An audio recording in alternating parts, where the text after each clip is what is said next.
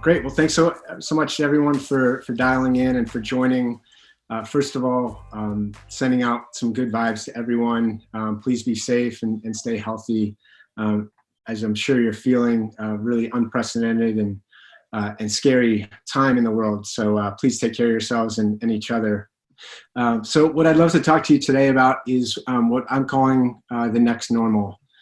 As we navigate this very unsettling time in the world, some companies, some organizations are forced to firefight immediately in the moment. And that's, of course, natural and happening all around us. For other organizations where they're past that near-term survival, they're able to pick their heads up and think about how to position themselves as we approach this new normal that's going to be created in the world to follow the crisis. Just as we had pre-World War II and post-World War II, pre and post 9/11, I think we'll start to see that there's a pre and post COVID-19 experience that begins to take place in the world. Some of those challenges will be temporary, others will be long-lasting. And while this is challenging at this moment, what I would encourage us to think about and contemplate and explore is that tens, if not hundreds of millions of people are going through a strife right now and are waiting for solutions to problems that they didn't know existed just weeks and months ago. And so they're thinking about what is this invisible threat and how do they combat it? And so it's at that opportunity where we can see this disruption as a chance to move forward and actually take steps to do better, to become better, to be, as we talk about, more empathetic and more thoughtful as brands, as organizations, and as people to one another. So really seeing this as a moment for reinvention, for reinvigoration, and that the quote, necessity is the mother of invention. We're truly seeing things today that in organizations, in interactions between people that we did not see or expect and have since been accelerated just in the last couple of weeks. So of course, we talk about reinvention. That is incredibly hard. These times are hard, and thinking about how to reposition, reinvent, and re-energize an organization being thrown into such a crisis mode. And a chart that we think is helpful to think about this is the notion of focusing on today versus focusing on tomorrow. For many organizations, 80% of their time is focused on the today, the here and now. Maybe it's the quarter, maybe it's the year. Frankly, in these days, it might be the day and the week. For our team, we oftentimes are giving teams that opportunity to think about the future. So we actually spend 80% of our time thinking about what is possible, what is the potential, what does the future look like, and how do we navigate ourselves, our organization, as well as the teams that we work with to get to that future state. Just a little bit of context on us. Our company, We Are Bill, is a strategy and design shop, and we take companies from early stage to established and global through brand creation and brand reinvention. Both for new to the world brands as well as large existing companies that are looking to reinvent, reposition, or launch new products and services. So you'll get that feel through how we walk through this talk of kind of our point of view and some of our experience. So first, as mentioned in the overview on this talk, there are 5 key opportunities that we find today for reinvention. And we'll look at that across the lens of building this new age of empathy, and we'll talk about what that means. So first, digital, next, brand and business, and then finally, place and our sense of place and human-to-human opportunities as well. So first, we'll look at digital reinvention. As many of you, I'm sure, are experiencing even through this Zoom call, we are finding digital tools taking on new meaning and new utility. So think about how many of you have experienced, whether it's FaceTimes or Zooms, Skypes, WhatsApps, etc., through the last couple of weeks. And those tools just didn't have the resonance, the meaning, the utility maybe that you found before. I can say for one that FaceTime was not always the first mode that I would go to. It was typically just a normal phone call. But as you can see here, my family celebrated a birthday this past weekend. And from around the world, from Hong Kong to San Francisco, Chicago to New York, and we all dialed in to be a part of this call. So you're seeing this new meaning being taken on and maybe a new sense of how these tools, just digital and almost abstract, can become more personal and more human. Speaking of that, and maybe you can hear my dog barking in the background, we are all becoming the BBC dad. So if you haven't seen this YouTube video, I'd encourage you to check it out. I'm sure many of you have. We are all in a new human state where we are just trying to navigate and do the best we can. So when we're working from home, the workplace is taking on a new dynamic and maybe just a greater sense of humanity and just peopleness that's involved with the day-to-day. Also, of course, for any student or child or college-age person who's now at home, digital learning tools have accelerated by years. We are seeing more and more tools being developed, implemented, executed. Some existed prior, and those companies are obviously thriving in a day like today. Other teams and school districts are forced really to accelerate how they think about offsite learning and being as impactful, maybe even more so than what on-site learning tools look like.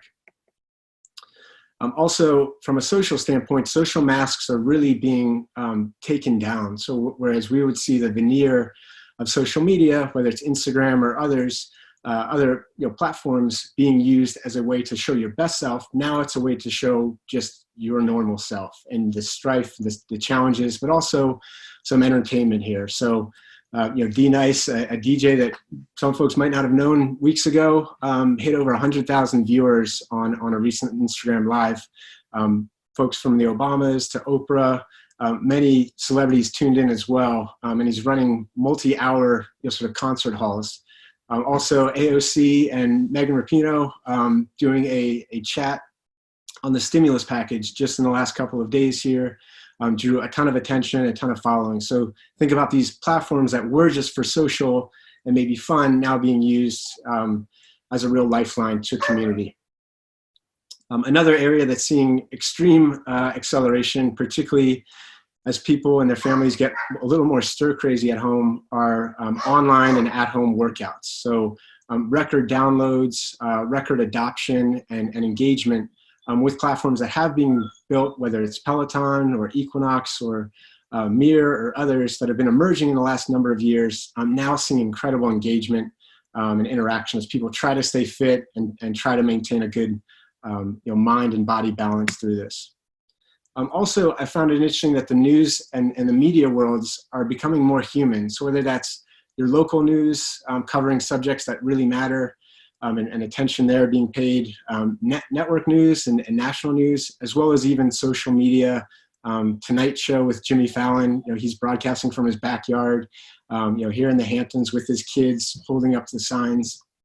This is actually an image of my wife, who's a news anchor for NBC, where we were able to set up in the course of just a day, an at-home live studio setup right in our living room. So you're seeing this touch with humanity being brought in, even Joe Biden and a reporter connecting one-on-one, through video, but they each sort of mentioned that they were in their own respective basements, and what a humanizing moment that was for people on a national stage.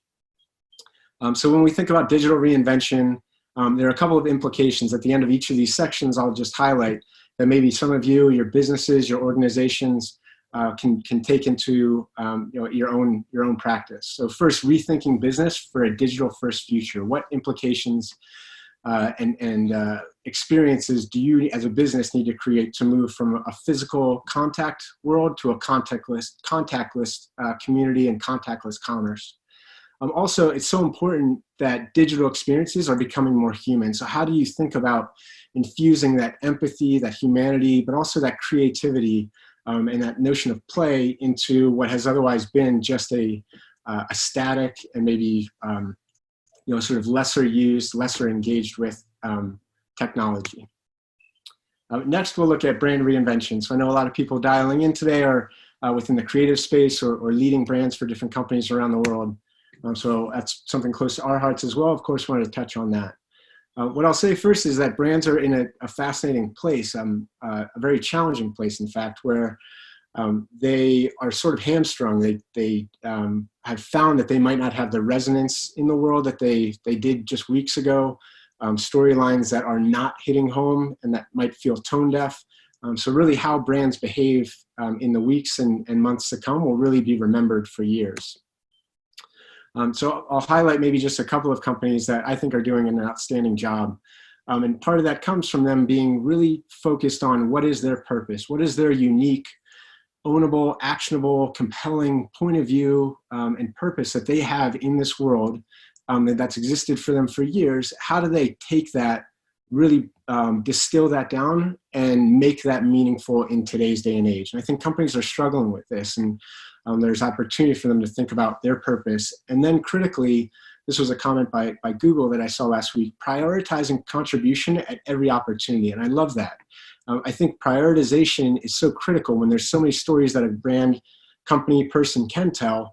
How do they think about the consumer on the other end and what is actually of value to that person, and then contribute in that way that's truly beneficial? So you have a company like Allbirds, co-founder Joey Zwillinger, a very close friend of mine.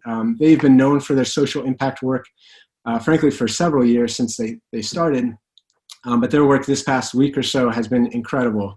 First giving out, donating shoes, now doing a one-for-one program through their shoe donations, as well as they have such a local presence in communities around the world that really are near and dear to their hearts. And so they're partnering with local businesses like restaurants and others within those communities to really bring a new sense of energy and support to those local businesses.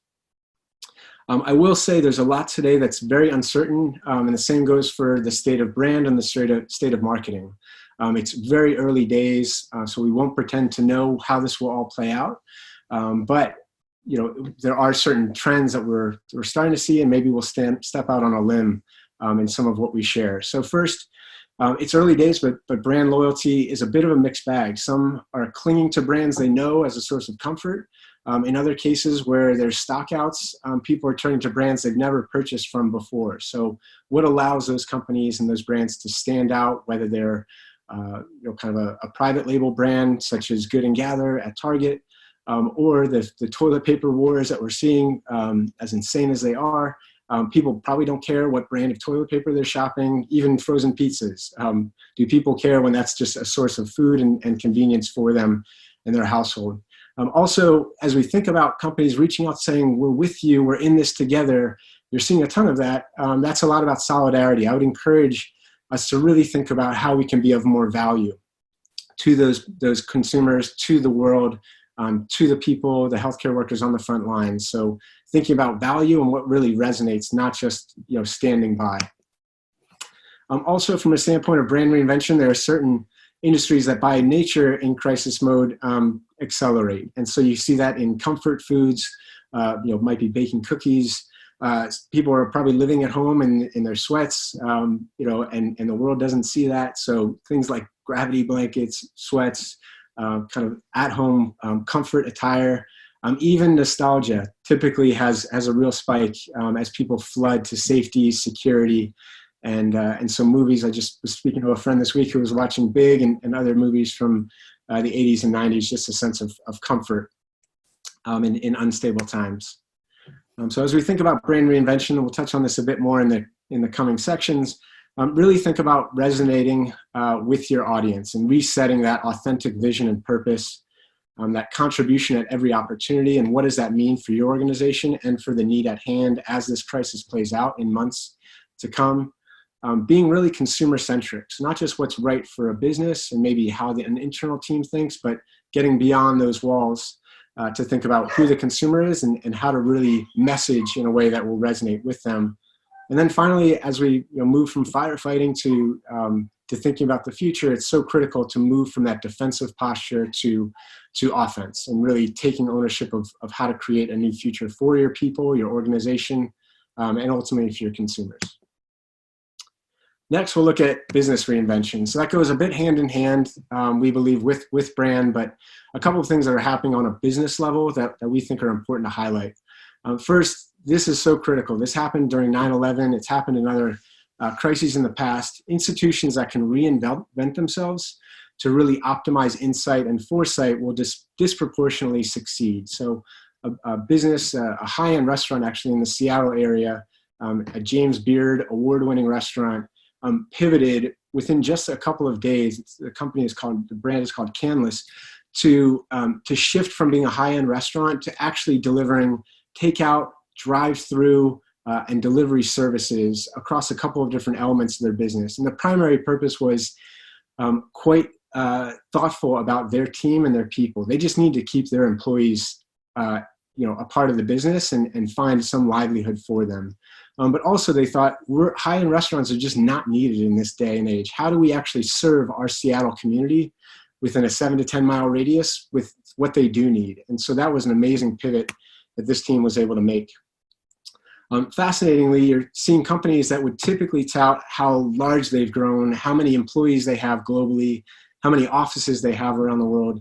You've seen a shift in those businesses to now they're probably talking less. The companies that have fewer employees and maybe have a different distributed model, they are being highlighted. I'm really speaking up for not how many employees they do have, but how few they have in order to now succeed and maybe get by. So that's an interesting shift. Not putting good or bad out there for this, but just a dynamic that we've seen play out. Also, as difficult as it is to think about moving forward, because we are dealing with such a state of uncertainty, whether that's in the markets or our day-to-day lives or businesses, there will be a time when this crisis is past, and we are moving forward, and we're moving forward together. What does that new state of the world look like? And for businesses, that could be in the world of sports, where how do they rethink their model, rethink their approach in a world that might not be full of people wanting to inhabit the same space in close proximity to one another in the months to follow. Next, within the restaurant industry, especially being in New York, the springtime is an incredible season for people coming out of their offices and really celebrating. What does that look like for the restaurant industry? Will we see a resurgence there? In the makeup world, will we see a resurgence for brands that are maybe struggling a bit in the immediate term? So really think about meeting people where they are, gaining insight and foresight, and then acting upon those and rethinking scale and efficiencies and being prepared to lead. Just two more, and then we'll open up for some Q&A in the last couple of minutes. So place is something that we're all finding to be an interesting new context that we're living in. So we're all living and working from home, potentially with our families surrounding us. It's just a new dynamic. So in this moment, with all this change, how do we think about rediscovering what home is and where that is? And what is that sense of home and that sense of place that we all have? You can see here in Sao Paulo, people out on their balconies trying to create a sense of community and speaking to one another.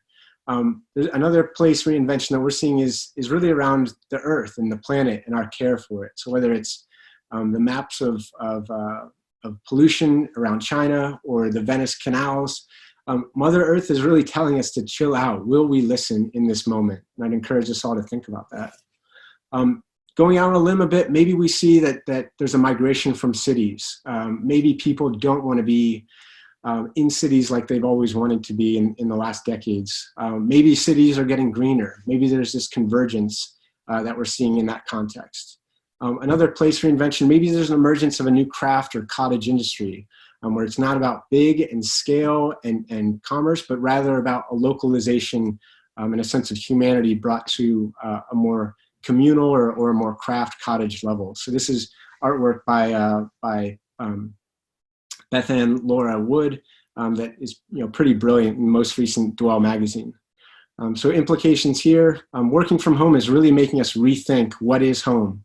In turn, that can inspire reconnection to nature, a return to simpler ways, and then also maybe a negative here, but something to watch out for and maybe overcome is this hypersensitivity to touch screens, touch one another, out in public places, and how a sense of place might be redefined with the contactless world that we're now experiencing. Finally, human reinvention. So we break down from business to category to place, now to the human level.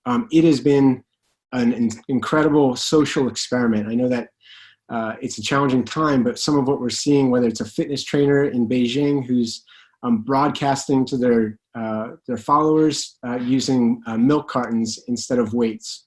Ironically, a tribalization that we've seen in past years and almost an inward turning of people driven by politics, social media, and other factors. Now we're seeing this reversal. And you can see here almost this virtual dance parties that are being created around the world, people really feeling a sense of community and coming together despite the separation. A close friend of ours and of our company's, Jonathan Olinger, mentioned a quote just recently over the weekend. As we look forward, it's so important to keep this in mind. Never let the understandable fear of disease become the unnecessary fear of one another. So in this new world that we're living in, how do we maintain compassion, empathy, and a sense of connection to one another, despite challenges and fears that this has naturally created? And then finally, I'd really want to highlight, there's a lot of talk in the recent years around mental health, and that voice is so needed in the world. A concern that we have is around this next war that we will need to wage around mental health, anxiety, fear, that inward turning that individuals might be facing at any age, frankly. And so really as organizations, as people, as friends, from a health capacity and from a medical standpoint, really being aware of this and helping to overcome those challenges. So finally, our human reinvention implications, as organizations, be more vulnerable, not less. Be open, be human, and really embrace this challenge that we're all facing. Also, move closer to the end user. We always encourage our companies that we work with to really focus on who is that end user, how do you deliver value and deliver tangible but also emotional connection to them. And this might mean dialing up that emotional proximity and that empathy. So finally, in closing, our company drew inspiration from Bill Withers. This was years ago when we launched. Lean on Me was the inspiring song to us as a lean new organization. But we're particularly reminded of this in this day and age, as we really need to lean on each other, lean into our blind spots and our bright spots. And finally, I'd encourage you all to lean into that next normal, embrace change, embrace that opportunity to disrupt and to reinvent as people, as organizations, and as a community overall. So with that, Catherine, if you want to open up for questions, if we have a few minutes remaining. Yeah, absolutely. That was a great presentation. Thank you, Scott. And I love that ending. Lean into your blind spots. That's great. So we have one here from Tim Sutton. Hi, Tim, another one of our speakers. He says, what do you think is the best way to do insight work right now? Is traditional primary research too intrusive, or can we get a real read on consumers with everything they're dealing with? Yeah, hey, Tim. Thanks for the question. Great to hear from you. So we think that consumer research and insights is critical for any business and any brand. And depending on the opportunity, we find that a couple of different ways of going about collecting that consumer research can be helpful. One of the things that we found just through the last couple of weeks is that people are really open to sharing. They are looking for that sense of connection. They appreciate that this is a challenging time. And so just being with them on a call or on a Skype or having a conversation with them about what they're experiencing and what they're feeling, we've been impressed by how open consumers and humans, people are out in the world to really share their story. So we think one-on-one ethnographic, kind of person-to-person contact, through video, through phone, can be really important and really impactful. When it gets to focus groups and other modes, those are probably more challenging in the moment. So we'll have to see how that plays out as we think about getting groups together for community interaction and kind of distilling insights and learnings from that. Perfect. I think we have time for one more. There's one here from Tobias. The brand trends recently is experience, experience, experience. Where will this go? It's a great question. I mean, I think experience is still going to be critical. I think that we will probably see a shift in what that experience means. So whereas you have a physical experience, a touch, a feel, there was that huge shift from thinking that e-commerce was the future and that retail was dead. Of course, that's proved wildly inaccurate. Physical retail has been performing incredibly well, especially for many DTC companies that had learnings from their digital interactions and data that they were able to then build that into the physical experience. As I mentioned, things like that hypersensitivity to touch and that hypersensitivity to gatherings of larger than several people, that is something to be aware of and to be thoughtful of. And so I think we might see in the immediate term some pullback on what a physical experience can be. I think that might be challenging for organizations that are tied to physical experience. But that could be an opportunity, we would say, to think about what is a digital experience to compensate or overcome, and maybe even improve on what has otherwise been a strictly physical experience out in the world. Martin says, how open is retail for reinvention from your point of view? Place reinvention specifically. Yeah, I think it really depends. Again, there's longstanding retail organizations that I imagine are going to see some real significant challenge through this, whether just because of scale. It's tough to kind of navigate and head in a new direction, kind of that tanker ship versus a speedboat concept. So I think reinvention will be challenging for some organizations. And reinvention also doesn't need to be complete and entire and a wholesale, kind of shift in strategy. There could be another reinvention that is more achievable, that is more doable and can get data points, talking about sort of doesn't need to be innovation for innovation's sake, but how to put implementations and new exercises into place to be able to test small, learn, iterate, and then continue to build. So, well, depending on the organization, reinvention might be a necessity for survival. For others, it might be more kind of stage gate and a little bit of a trial and error to see what works, what doesn't, and how to really build for a new future. Great. And Mark is asking, what technologies do you think are best positioned to help consumers overcome that fear of touch and closeness? Man, I would say a technologist might be better suited to answer that than I would. I think it's something that we'll have to see play out. There are in-person, in kind of physical spaces. There are those touchscreens that we see, even typing in a keypad, checking out from a grocery store a week or two ago. Just something I was hypersensitive around. So I think increasingly we'll see that will maybe come down over time. But yeah, that will be a challenge to sort of think about. Maybe something worth exploring with a technology or a digital kind of expert. All right, and I think that's a great place to close. Thank you so much, Scott. Wonderful presentation. A really nice turnout, too, in the audience. Absolutely. Thanks, everyone, for joining. Really appreciate it. If you want to find me on social, feel free. Happy to answer any more questions that come up. But thanks again for joining, and stay well.